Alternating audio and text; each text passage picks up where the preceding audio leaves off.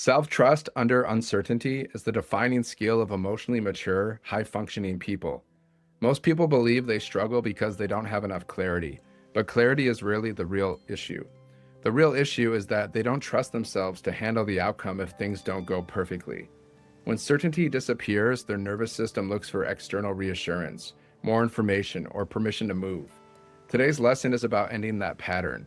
Uncertainty is not a problem to solve, it is a condition of growth. If you wait for certainty, you will wait forever. Every meaningful decision exists inside uncertainty. Relationships, leadership, business, boundaries, change, all of it requires action before guarantees. Self-trust is what allows you to move anyway. Here is the core truth. Confidence is not knowing things will work out. Confidence is trusting yourself to respond well, regardless of how things unfold. That distinction changes everything. People who trust themselves don't need constant reassurance. They don't need to control outcomes. They don't freeze when answers are unclear. They move forward with responsibility instead of fear. Uncertainty triggers the nervous system because it removes predictability. When predictability disappears, the body searches for safety. If you haven't trained self-trust, your system will default to hesitation, overthinking, or avoidance. This is why uncertainty feels uncomfortable, not because it's dangerous, but because it exposes reliance on external validation. Self-trust is built through decision ownership. Every time you make a decision and stand by it, even if it doesn't go perfectly, your nervous system records safety. Every time you avoid deciding or defer responsibility, your system records doubt. Self-trust grows through repetition, not intention. Let's make this practical. Most people confuse uncertainty with irresponsibility. They think moving without certainty is reckless. It's not. Recklessness ignores consequences. Self-trust acknowledges consequences and moves anyway. That's leadership. Today you're going to practice acting without reassurance.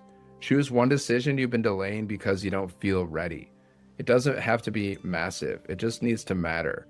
Commit to making that decision today based on values, not fear. Then stand by it. No backtracking, no justification, no seeking approval afterward. This is how self-trust is trained.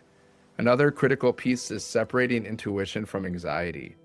Anxiety is urgent, loud, and demanding. Intuition is calm, subtle, and steady. When uncertainty arises, ask yourself, am I trying to move away from discomfort or toward alignment?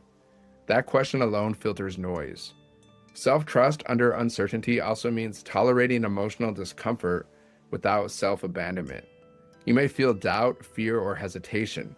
That doesn't mean stop. It means regulate and continue.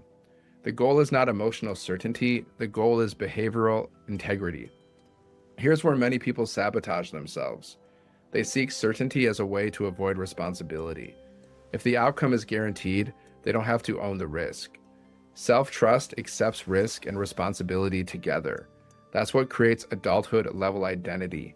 Over time, uncertainty stops feeling threatening. It becomes familiar. You stop bracing, you stop stalling, you start trusting your ability to adapt. That's the real skill.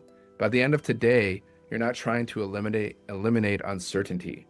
You're learning how to operate inside it without collapsing.